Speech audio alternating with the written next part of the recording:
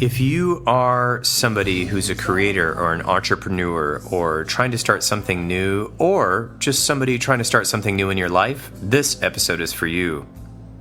I'll be speaking with Jane Chen. At age 30, she was already changing the world. With her Stanford classmates, she developed a low-cost, portable infant incubator that would one day save over 1 million newborns. As Embrace Global CEO, Jane moved to India and put in grueling hours. But she also reaped the rewards of success, an audience with President Obama, a check that was hand-delivered by Beyoncé, and an invitation to speak at TED. She was the brilliant, successful face of a business for a cause, until she wiped out. In today's episode, we're going to speak about her burnout, her experiences growing up in a first-generation Taiwanese immigrant family, love, financial crises, and everything that came with her learning to do her healing work. With a trauma therapist as her guide, she began the work of facing her childhood, domestic violence and abuse, and discovering who she was beyond her job, purpose, and accomplishments, or any external definition of worth. Jane's story shares a hard-won lesson for us all. Healing isn't about fixing, it's about learning to love ourselves. Jane is a dynamic speaker, and you will see immediately why she is sought after for so many motivational speeches and also leadership coaching. All right, let's get to the interview.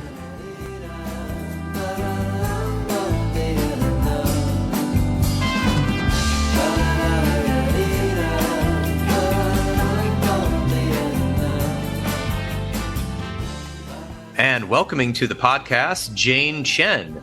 Thank you so much for being here today. Thanks for having me. Yes, it's my pleasure. And of course, I have read your bio before we started the interview, but we are going to be talking about your life and what you're doing these days as helping with leadership and coaching and other things like that.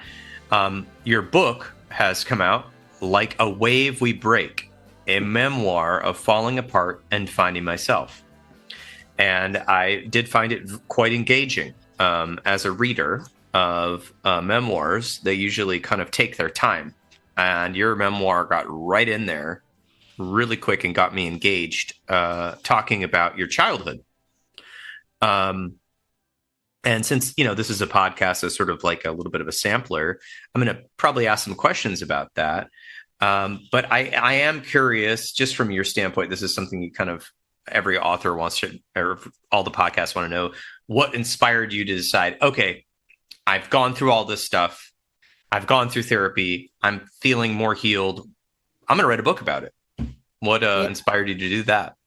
Well, I was first approached to write a book back in 2016. So there'd been an article about me and my work in the New York Times, and someone approached me to write a business book about my company, Embrace, which builds low-cost baby incubators for preemies in developing countries. As a graduate school student at Stanford, my team and I invented a technology that can be used in really remote parts of the world. It's an incubator to help the 15 million preterm and underweight babies born every year. Many of these babies are born in places that have very low resources or don't have constant electricity. And so we created a portable technology incubator that could work without constant electricity, and turn that into a company. And so I've spent now close to 20 years of my life working on that. But initially I was approached to write a business book. Now the book actually starts 10 years in when my company shut down. We had gone through a series of setbacks at that point, and I was devastated. I'd poured my heart and soul into this for a decade at that point. And I just felt like a failure. And so I ended up leaving everything behind and going on a healing journey, and basically traveled the world, trying every healing modality I could get my hands on. And through that process, I finally confronted some really difficult things from my upbringing, namely that I had grown up in a home with domestic violence. And so it wasn't until that point that I finally connected the dots, that feeling so powerless throughout my childhood that's what had driven me to help the most powerless people in the world. But it had also driven me to just extreme burnout and just like working in such unhealthy ways. And so coming out the other end of that, I thought, this is the story I want to tell, not the business story necessarily, which is also in there, but the personal journey of trauma and what it meant to heal. And that's the message that I think can most help others. Yeah, absolutely. Reading the book, I saw your reflections just about and these little stories about your childhood with your family and how they had immigrated from Taiwan, and you were so little that basically you kind of grew up in California for most of your life. And it was interesting to me, just all of the parallels that you drew and the nuance to it, about how your parents were excited to be there and they were like, so, sharing with their neighbors. And then it didn't, like, because they were in a kind of like a white suburb, they were trying to, make friends and be in that area. Some of the people were not really too nice about some of the cultural things, like the cooking and everything. And then that kind of like made them feel like shame and they kind of withdrew. And I saw that and I was like, wow, that is powerful just to see how that played out. And then also just, your school experience and all of that. And then how over the year it seemed like the domestic violence was emerging because it seemed like your father was trying to drive you to this like extreme success, like memorizing multiplication tables, reading these, read these books. And I remember this one when you were 7, you said that he would call in response, like kind of a joke, like, what's your name? And you'd say, Dr. Chen. And I was like, oh my gosh, like that's a lot of pressure to feel like as a kid, like, oh, I'm going to be a doctor, like, what are your thoughts on some of that? Yeah, I think I'm a first generation Asian American immigrant. I'm from Taiwan originally. I was born in Taiwan and grew up in California. And I think my parents' ideas of success were really to achieve academically and then professionally. And so my dad really wanted me to be a doctor. Both my grandfathers were doctors. I think he really wanted us to feel kind of security and safety in this new country. But the way he went about that was, not necessarily healthy for my upbringing. And there was a lot of demands. Mistakes were not permissible. If I didn't achieve academically, I got beaten up, even for little mistakes or, there's a scene that I tell where I read my book in the wrong part of the house and I got beaten up. And so there's a lot of just violence, which as a child, is awful. Right. And I think as a child, you end up believing there's something wrong with you.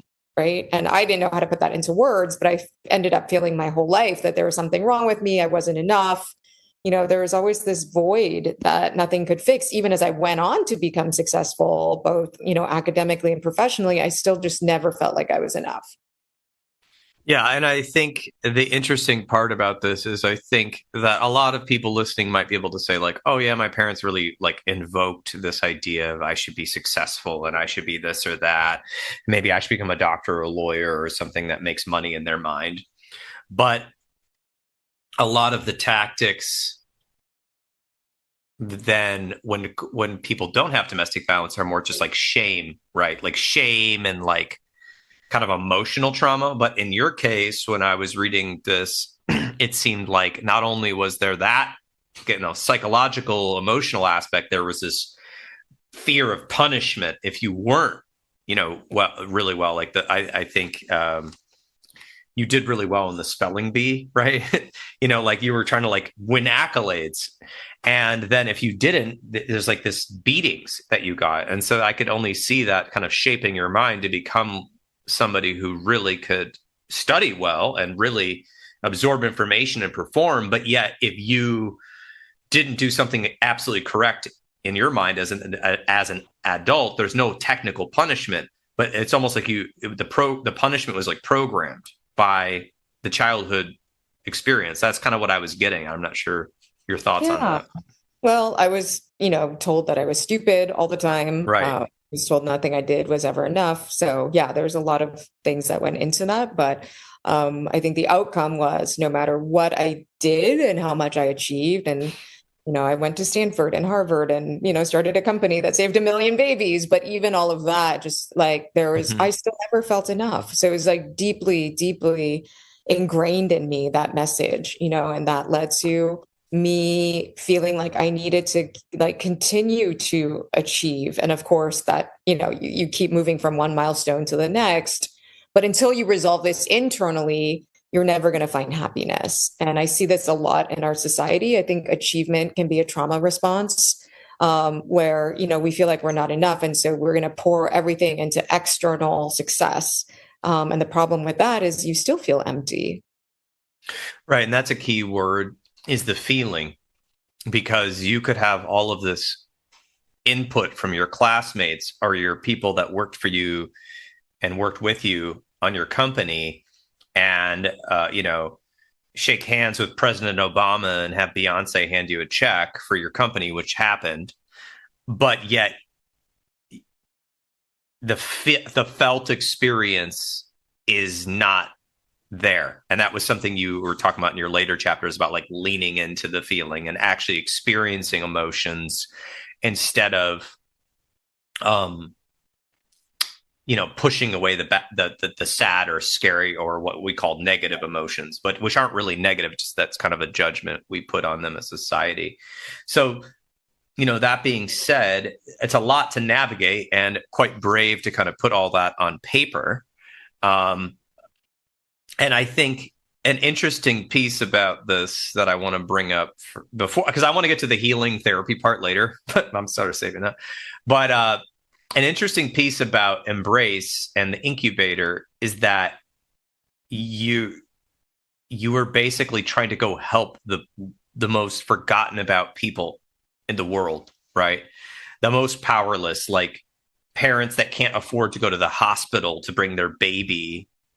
In India, they can't even go to the public hospital because they can't afford a bus ticket. As I remember, that was in one of the chapters. And I remember culturally, your parents did not seem happy about this choice versus your other siblings had other types of careers that, one of them was a real estate agent and the other one works in some sort of consulting firm or something. And they were like just making all this money, and they might not have, I don't know if they're happy or not, but like your mission in your life was to do this thing that made you feel, I don't know, some sort of value or that you were being of service.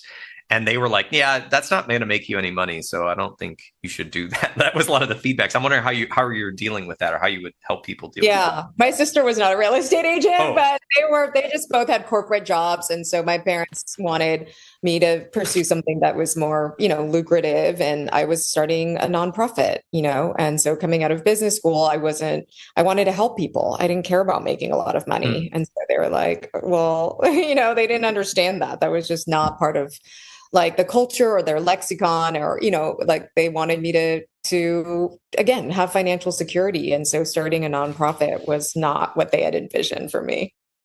Yeah, that makes sense. And so you followed, this is, I think, a battle of a lot of folks out there, is like their parents or the society around them has an idea of what it is to be successful. And they have said, I want to find success this way.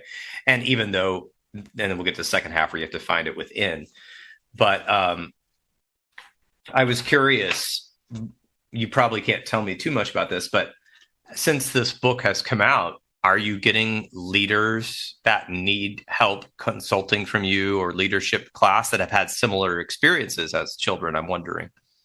Yeah, I think there's different forms of it, but I see this a lot in founders and entrepreneurs and leaders where, it doesn't have to be physical abuse, but there might be some kind of wounding that we're younger, whatever form that takes, where, then there's this feeling of not enoughness, or that you were the cause of someone's behavior. And so I do see this quite a lot in very high achieving people. I went on book tour for 2 months last year when my book came out, and I spoke to I did 40 events, I think, and spoke to a lot of high achieving audiences. And one question I would ask is, who here has ever felt like you weren't enough? and 100% of the room would raise their hands. So this is a feeling that is, I think, very universal. Part of that might be driven by our upbringing. Some of that's driven by society and societal pressures, right? We live in this world that's all about the external. And we see this really with social media now, where everyone's comparing themselves to each other. Your worth is dictated by how many likes you get on TikTok or Instagram. And so it's this constant striving without the inner fulfillment, right? And external success and inner fulfillment are not the same thing. So how do we find that deep sense of inner fulfillment? And that's what my journey is about. That's what I coach leaders on today, is how do we operate from a place of what's true to us and from our most authentic selves? Right. And how do we do that in a well-balanced way where we also take care of ourselves? For me, resilience for the first half of my life meant grit. It meant working hard and pushing through things and endurance. And that really broke me. And burnout rates in this country are the highest that they've ever been. So what causes that? And I think the underlying cause is what I'm talking about, this sense of not enoughness, right? And so how do we do work in a way that is sustainable and cares for ourselves as well? Because when we care for ourselves, we're better able to care for others and for the causes that are important to us. Yes, and I agree with you completely on that. And I think it sounds like you're coaching people on it, and that's some of the basis of psychotherapy as well. I mean, there's other elements as well, but that's a piece of psychotherapy that people often need coaching on.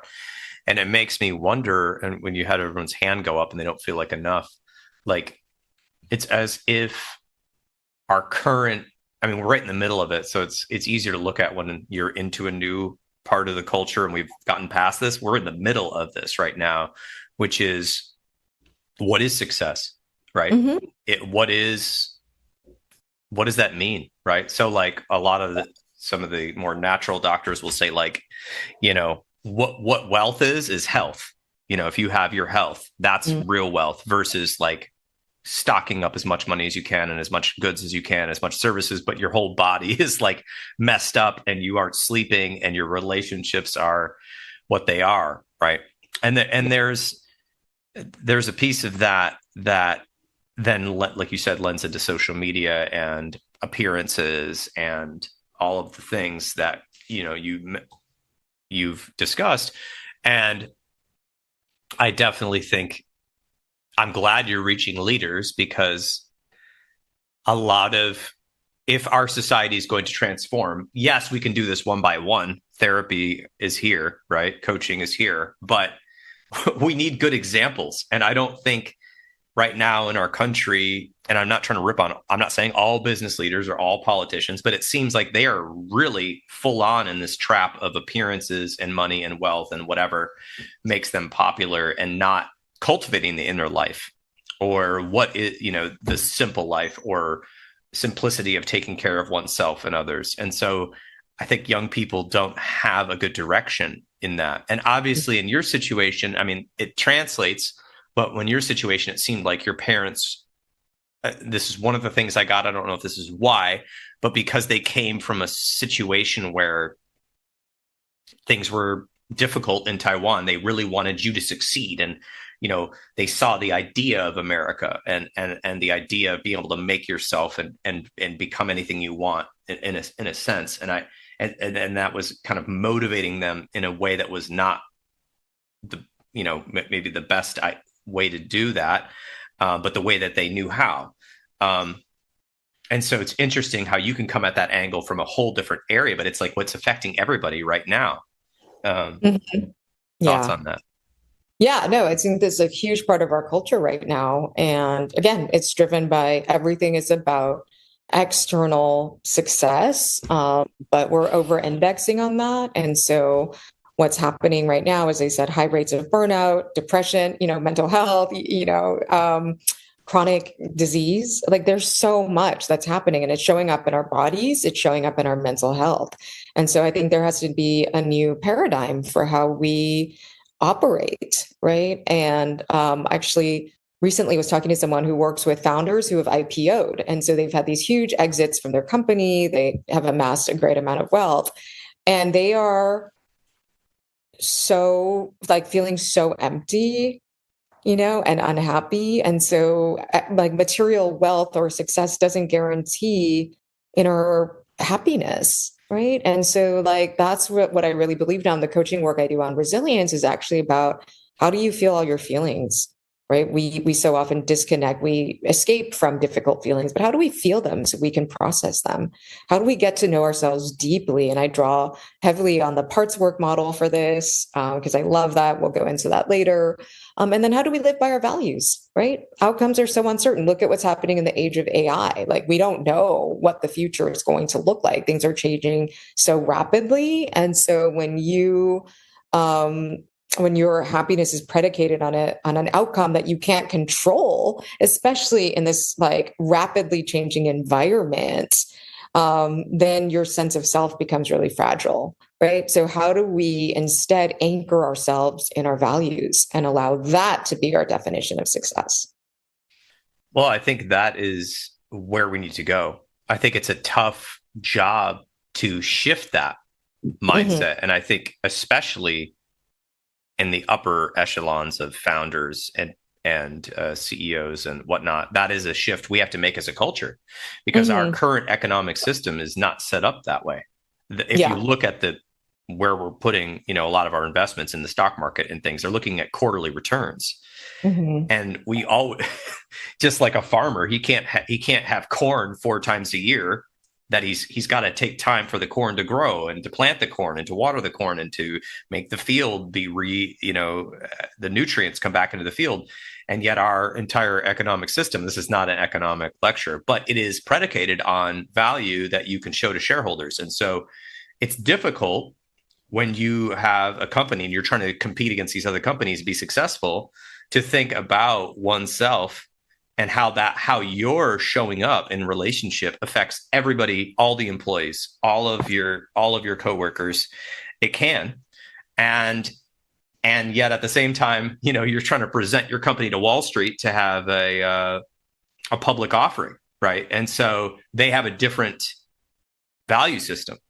And so I do think it's difficult, very difficult work to maintain a value system and relationships and all the things you're talking about in while delivering that. But I do think it's possible for a lot of companies. I'm not sure. What are your thoughts?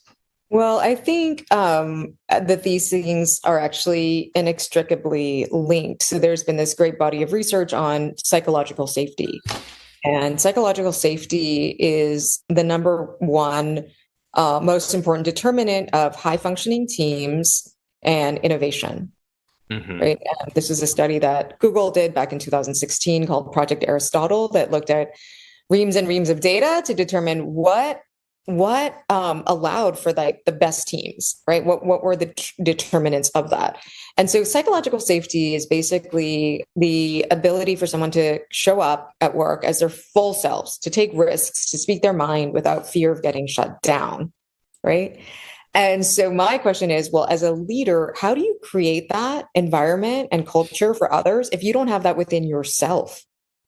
Right. And so that's why the inner work of leadership is imperative. And it doesn't only affect you as the leader, it affects your entire team, the team's productivity. It shows up in how innovative and well functioning a team can be. So all of these things are actually really, really tied together. And I think, you can have short-term results, but for things that like really require long-term impact and innovation, I think that inner work of the leader is imperative. Yeah, I agree with you completely. I think if we can have leaders who are healthy and balanced along with their values, that trickles down in a good way to the Yeah. to the employees and staff. And then if there are issues at the middle or lower levels, you can either rehabilitate or exit, right? And Yeah. that's so important. And I think hopefully that happens. I just think about the health of a company and how things can go very wrong or very right. And the leader, there's so much hinging there. So that being said, I do want the people listening to know a bit about, before we get to the healing portion, about the fact that you just kind of went for it with this incubator project. And because there's so many young people that are just like, well, you can't make money being an innovator, and you can't make money if you start a nonprofit and try to help the world. Like, you just gotta do the same old thing we've been doing, right? I mean, can you speak to that? Because I see that as a huge risk that you took, but you had to, according to what I was reading. Like, that was your driver. Yeah, I think I just really believed in what we were doing and in the mission. And so that was more important to me than anything else. And I also had this great team, and the whole team was willing to take a risk and forego, more lucrative corporate careers. I mean, we were all coming out of Stanford as graduate students. Like, we could have done anything, but this was something we felt really passionate about. We felt like together we could make a difference, and that seemed worth the risk. And in my mind, I thought, I could always get a corporate job later if I really wanted to. That's not that hard in my mind, but doing this is hard, and the time is now. And so I just kind of dove in head first. I was probably very naive, and you almost need that naivete to be an entrepreneur and to do this kind of work. I had no idea how hard it would actually be. And so moving to India, I lived there for 4 years. India at the time was home to 40% of all the world's premature babies. And that was the most difficult 4 years of my life. Take a startup, it's already very, very difficult. And then layer on that, we're doing a medical device for babies, right? And then we're doing it in India, and we're trying to reach some of the poorest communities in the world. So we're kind of like stacking one difficulty on top of the next, making it, exponentially harder in my mind than a traditional startup. And yeah, but it was also incredibly rewarding. And there were so many ups and downs in the journey. And, the best part was getting to see the technology save lives and how it impacted families and communities. So that part of it kept me going. But as I said, like, I also didn't listen to the warning signs that I was burned out, that I needed to take a break. Like, it was just do everything for this cause. And that part of it ended up being very unhealthy. Right. So, yeah, I mean, I think what I'm sensing is you came out, you had this group, you all came out, and you dedicated yourselves, and you found a way to make it work. And now you've saved millions of babies. And this is phenomenal. And I just think it's interesting in the book, when you're first reading the book, you were just in California having a coffee and pastry day, brainstorming, and the next thing you know, you're across the globe. And I think you talked about the struggles of, like, how do we make this work, and like, what are we going to do, and then you went to the people and asked them, well, what's going wrong, and why can't you, what's happening to the babies, and why is this happening? And I feel like it's as if I just want to tell young people it's okay to make mistakes and to take risks when your heart is in that place. And you were successful. And I mean that as a team, you were successful. And yes, you worked so hard that you hit burnout.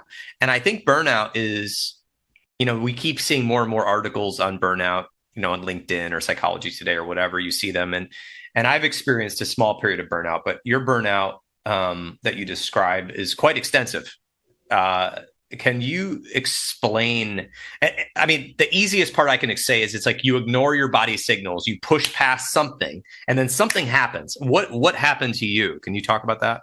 Well, in my case, I think I was feeling it for, pretty much like after my 4 years in India, I was burned out. I needed to take a break. It was so challenging to live in that environment and to witness so much death and poverty on a daily basis. And so I found a CEO to replace myself by the time I left India. But then we just kept facing challenges that and I would get roped back into coming back to playing the role. And so I never got to take the break that I needed. And we pivoted the company a couple times. There were many moments of near failure. And then 10 years in, we actually did have to shut down the company. We were going through an acquisition, and all the paperwork had been signed. And then before the wire transfer came through, the acquiring firm shut down. And Mm. so at that point, I felt like I had tried everything and I couldn't move forward. And truth be told, there was a big part of me that didn't want to be doing it anymore, right? I had given like 10 of the best years of my life to Mm. this, and I was wiped. And so at that point, it was like I hit this ultimate low, right? Really rock bottom. And I started having panic attacks. I was really depressed. I couldn't sleep. I just felt awful. And so, like, that's what led me on this healing journey. And I don't know how to describe the feeling other than, and I talk about this in the book, but there were days where I couldn't get through a meal without feeling like I was falling off a cliff. I couldn't read a few sentences in a book. Like, I really had a mental breakdown at that point.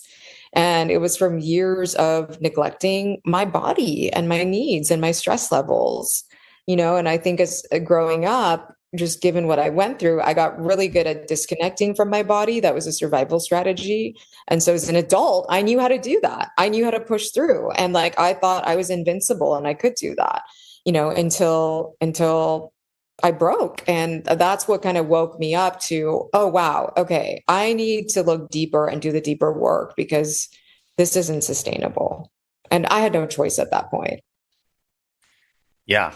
That's when the burnout gets so bad that like it basically takes over. And that's like the warning signs are in all the articles. But the body is kind of saying you need to rest, you need to take a break. And Yeah. it's forcing you to the point where people have symptoms like you're talking about, where you can barely get through reading a Yeah. book or doing anything really. And so that started the journey where you were basically willing to do anything. And I was reading through that part and just so many different therapies and all of this, and being kind of the type of person who is like, let's go, let's do this. You went through a lot of different healing modalities. I know I don't want to like spoil the book, but there's a bit in here about internal family systems, which is a type of therapy that is gaining in popularity. There's also related ego state therapy and related EMDR therapy, which are all similar, but IFS has to do with understanding the different facets of the self that we all have.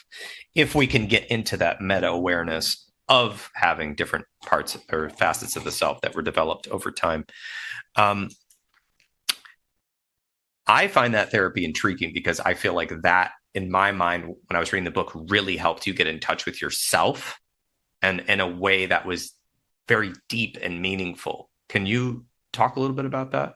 Yeah, I think IFS is, in my mind, for trauma. I think there are a couple turning points in my journey, and I did go out and try everything, but I would say a couple of things really shifted my understanding and my perspective. And one was reading The Body Keeps the Score by Bessel van der Kolk, and understanding kind of the science of trauma, right? That trauma is not just something that happened in the past, which I thought it was. I thought the things that from my childhood just happened in the past, why revisit them?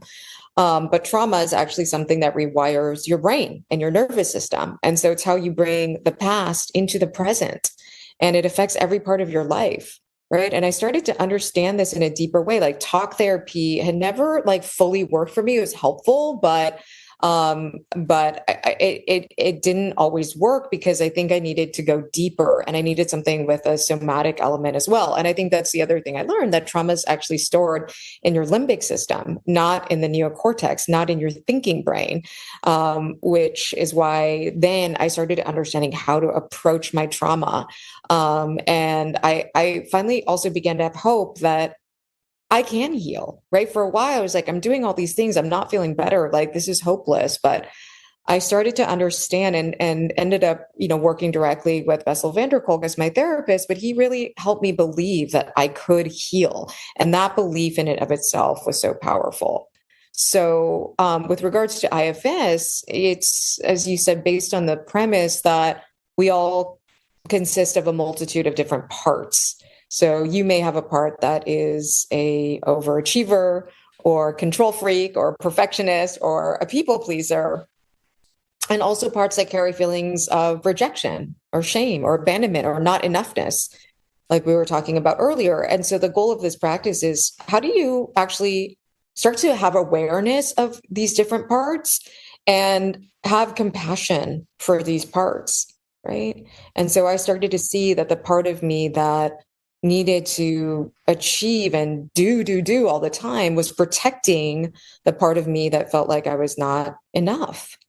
Right. And so I began to develop, deep empathy for that part, meaning even gratitude for that part. And I started to really also be in touch with that little girl inside me who felt like she wasn't enough. And so that's been really just a groundbreaking practice for me, because we're all complicated beings. We all have many different facets.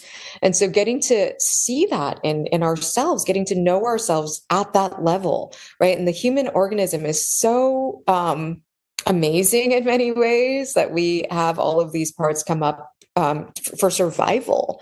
But at some point, those survival techniques no longer serve us, right? And so I think part of healing is almost learning to reparent ourselves and to really be in touch with those very young parts of ourselves that are wounded. And that was like one of the biggest breakthroughs for me in my healing process. It's actually, I draw from that in the leadership work that I do to help people understand their own internal drivers and motivations and to develop that deep self-compassion.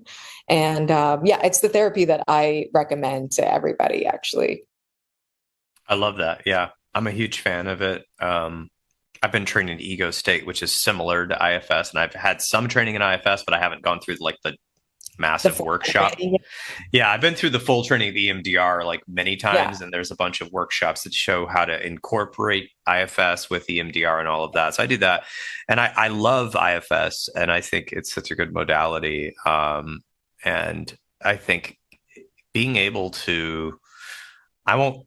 If you haven't been in it, it sounds a little bit weird, but you can sort of, for certain people visualize, certain people feel it, or both.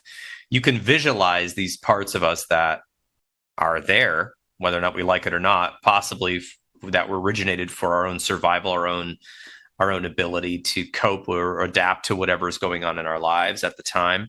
And those parts become really strong. And I think if everybody listening to this podcast if you ever think about what are you known for by your friends, like what do your friends tease you about, right? That right there could be like a very strongly developed part of you that is working for survival, but maybe a little out of balance, right? And in your case, like it drove you to these, abilities to get so far in life, but then it also drove you into burnout, right? And so I think actually as a therapist, one of the most difficult things in therapy when somebody finally figures out, okay, I got to work on cutting this. I think it's almost like recovering from trauma is one thing, because I feel like it's easy to reunite with a therapist and be like, wow, I was traumatized. Like something bad happened to me. Like let's work on that. And like, that's recoverable. But I think it's almost sometimes even more difficult when it's like something I'm doing that is good has become overpowered and overbearing in my life, and it's causing problems. I feel like letting go of that is such a difficult process. So I'm impressed that you're doing that. And like you said, it's a practice. Like it's not just like a one and done. Like it is. There is those moments of catalyst, the catalyst that is like, oh my gosh, I finally have the realization and that aha moment. Yeah. But to be able to have self-compassion when that part comes back and wants to overachieve or do something too much, and you're like, whoa, I need to balance that with my current age and my current lifestyle. That takes work. And also it takes work to go and do the trauma work where you're like thinking of things that were terrible and bringing them so that you can resolve those feelings that are driving some of our behaviors now. And I think that's impressive. So, and I know you're taking a lot of that into your leadership work, but I want to know, just for, there's so many health trends. What were some things you did that just didn't maybe resonate with you? Not to rip on those health trends, but I'm just sort of curious, what were some things that did not resonate with you that you were trying? Well, I tried combo, which is like frog poisoning, and that really my thing. But I did a lot of psychedelic work actually, and that was incredibly helpful. And, I really say to people, there's no one size fits all solution. And so I think there's kind of like broad principles in doing healing work, but what resonates for one person might not resonate for another. And that's why I wrote a memoir and not a self-help book, because I just wanted to share my own experiences so people could draw from it what was helpful to them and not. But I would say most things actually did help, in some way. And they helped me be more in tune with myself. They help me access my emotions. I think just having a safe space with people you trust is so important. And again, I think just really having that bodily awareness, and I think a big thing that sounds so simple, but is not, is pausing and slowing everything down and taking a moment to find stillness and to tune into, gosh, what am I feeling right now, without overriding it immediately, right? And so the power of the pause, the power of slowing things down, and then the power of sitting with discomfort, right? Part of this work is hard because you're sitting with a lot of very uncomfortable feelings, right? And so instead of reaching for your phone or getting a glass of wine or doing whatever it is to escape, how do you just get really comfortable with discomfort? And a lot of people aren't willing to go there. So I think all of that has been just like, I've learned so much about what it means to heal and to, connect with my own emotions and to understand myself more deeply. And what I've started to believe, and actually there's research on this as well, is that the more we have that compassion for ourselves, the more we can extend it to others as well. And so doing parts work hasn't been just about identifying my parts, but now when I'm interacting with people, even my parents, for example, I could see like, oh, okay, there's certain parts of them that are coming up right now. And being able to see that and witness that, I can relate to people differently as well. So yeah, and it's an ongoing practice. Like you said, there isn't kind of like a magic fix, or I'm not a perfect person. It's just something that you keep doing, and you keep cultivating that self-awareness. And that's why I love models like IFS, because you can actually apply the framework to yourself. It's helpful to do it with the therapist, but often I kind of like run through the framework on myself, and then I can get to a different place of understanding with these things. Yeah, that's very well said. Absolutely. And yes, any modality can really help. It's a matter of what resonates for the individual. Exactly. Yeah. And then the practice too. I mean, I love the book, The Body Keeps the Score. I'm so glad you got to work with Dr. Bessa van der Kolk. But I love that title because I read the book, but it's The Body Keeps the Score with everything. Like, I could be in denial that I don't eat fast food, but like my eating fast food is not that big of a deal, right? Well, if I go to my doctor and they measure my cholesterol and they measure my weight and I've gained weight and I have higher cholesterol, the body just kept the score of what I ate. Like, if I sit all day and I don't move, right, my body kept the score that is,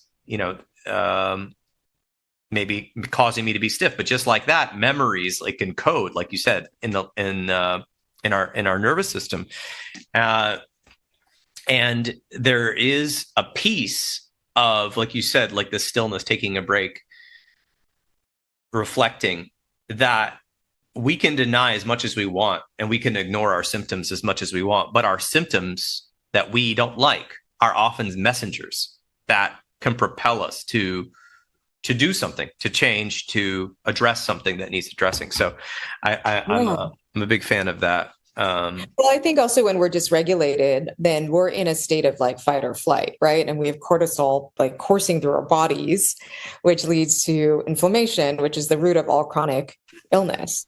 So these things are all linked, right? And the more we can regulate our nervous system, the more we can tune into our feelings and process our feelings, right? Then that has a direct link to our health.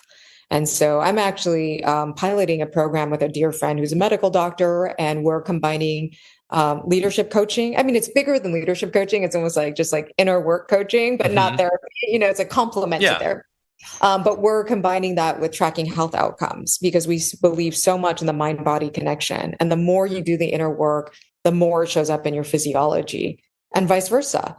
The more you get your body to a good state, the more your brain is actually open and receptive to doing this work. So it kind of runs both ways.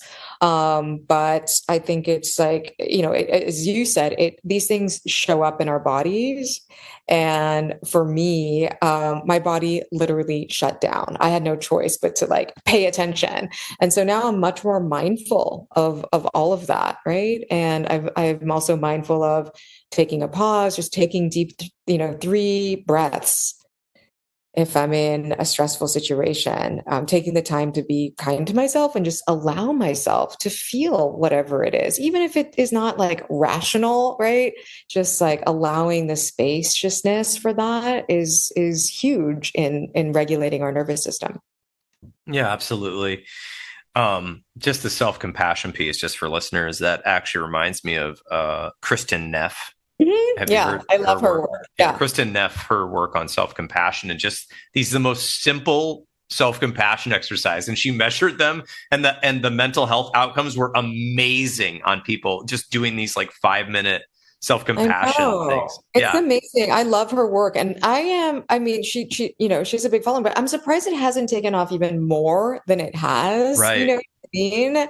And I do wonder why, but it's really powerful research. And she and her studies show that like when you have greater self-compassion, you have greater resilience, you bounce back more quickly after setbacks, you have more motivation to persist through challenges. So it's not something, I think that culturally people think, oh, if I'm self-compassionate, if I'm practicing self-compassion, then I'm complacent or I lose my edge. And it's actually the opposite, right? And so it's not weakness. It's actually helps us build our internal strength. So yeah, I love her work. And I think I really, really believe in self-compassion as the foundation for everything else. I love that. I'm a huge fan of that. And I'm not sure why either. I do think that we're in a weird situation culturally, like we discussed earlier, because we have such amazing research coming out on all types of psychology and medical research showing certain practices, such as self-compassion, certain exercises, certain foods we can eat. All of these things are now well known, like the effects of alcohol are now well known, where we didn't really know that before. There was this cultural thing like you should drink wine every day. It's good for your longevity. Actually, not at all, right? Like all these things that were sort of swimming in the culture. I mean, of course, we used to think cigarettes in the United States were good for you back in the old days. But with the research coming out, we have all these answers, but yet I think part of it's a cultural thing. Is that we haven't really found an agreed upon way, and people are phobic of their emotions because that appears to, and we're phobic of weakness. Like you said, like, I don't want to appear weak by giving myself compassion. What? I have to drive myself into oblivion. But it's like, if you've ever watched a kid's movie or like anything with like a Disney plot, you can see that this doesn't work long term. It only works short term. Like, it's difficult as adults to deal with all this we're dealing with. So yeah, I'm so glad we've talked about all of these, healing modalities, your journey. If you want the full story, people, you've got to read the book. It's actually a very fast reader as a memoir. I read like 12 chapters in 2 days and then read some more after that. It's very readable. People might want to work with you. People might want to know, you're speaking, you're doing public events, you're doing, this leadership coaching. How do people get a hold of you? And what are you doing now? What are your offerings? Yeah. So I stepped down from Embrace last year. The company was resurrected. You guys will have to read the book to figure out how that happened, or to find out how that happened. But it's a really cool, beautiful, serendipitous story. And as of last year, we reached 1 million babies, which was the goal that we set out as students almost 20 years ago. So that was a huge milestone, and it allowed me to step down and hand the torch to a new CEO. And so now I'm doing leadership development and coaching full time, that both on one-on-one basis as well as groups. I do workshops with different companies and organizations, and I'm also doing keynote speaking. And so my goal is really to empower and inspire others and to help them find their center and their grounding so they are able to navigate uncertainty, challenges, anything that comes their way from that place of authenticity and groundedness and deep self-compassion. So for anyone who's interested in working with me, you can find me on my website. It's janemariechen.com, and there's an inquiry form you can fill out there. Excellent. Yes, Jane, what a great summary. And I'm definitely inspired from reading this book. And I am excited to put this episode out there. And for everybody listening, if you click on the podcast that you're listening to, all of her links, Jane Marie Chen's links, will be in the show notes. And you can just click right there and find out, get to her website and check out the book. Awesome. Thank you so much, Paul. Yes, my pleasure.